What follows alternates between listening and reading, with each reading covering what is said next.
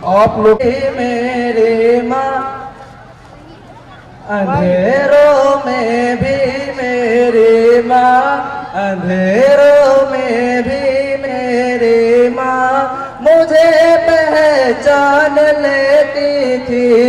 अंधेरों में भी मेरी माँ मुझे पहचान लेती थी। अंधेरों में भी मेरी माँ मुझे पहचान लेती थी। है कितना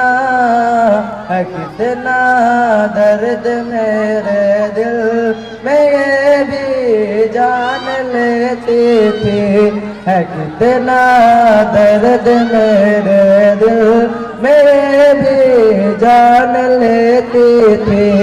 अंधेरों में भी मेरी माँ मुझे पहचान लेती थी।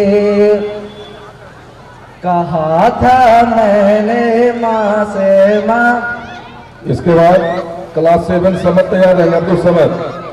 कहा था मैंने माँ से माँ मुझे के चांद ला कर दो। कहा था मैंने माँ से माँ मुझे के चांद ला कर दो। कहा था मैंने माँ से माँ मुझे के चांद ला कर दो। ये है नामुमकिन सी बातें, ये है नामुमकिन सी बातें, मगर माँ कहते थे। ये है नामुमकिन सी बातें मगर माँ मान लेते थे। अंधेरों में भी मेरी माँ मुझे पहचान लेते थे।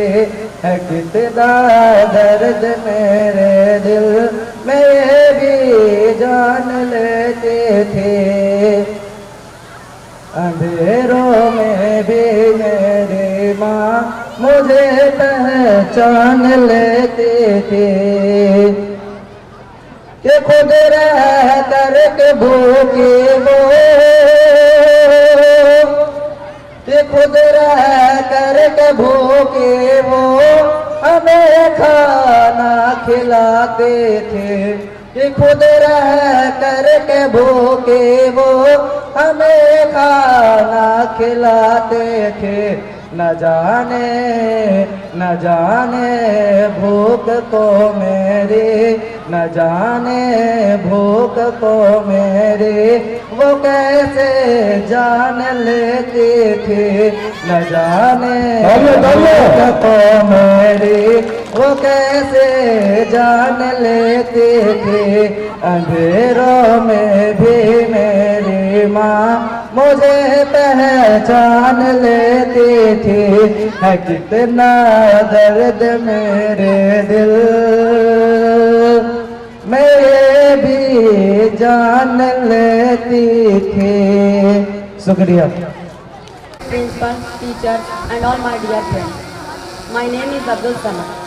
I read in class 7. I am here today to speak a few words about Subhash Chandra Bose. Subhash Chandra Bose was one of the greatest. He is famous by the name of Netaji. He gave up his life for his motherland. Netaji Subhash Chandra Bose was born on 23 January 1890 in Cuttack in Odisha. His father was a famous lawyer. Netaji was a brilliant student who had scored the second position in the matriculation exam. He completed his BA Hons in Philosophy in 1918 from the University of Calcutta. He later went to England in September 1919 for further studies. He was selected for the Indian Civil Service, but he did not want to stay in England and serve the British government. So he quit his job and started fighting for the freedom of India. The Azad Hind Fauj was formed by Subhash Chandra Bose. He coined the term Jai Hind, and his famous slogan was, "You give me blood and I shall give you freedom." His charisma and powerful personality inspired many people into the freedom struggle and continues to inspire Indians.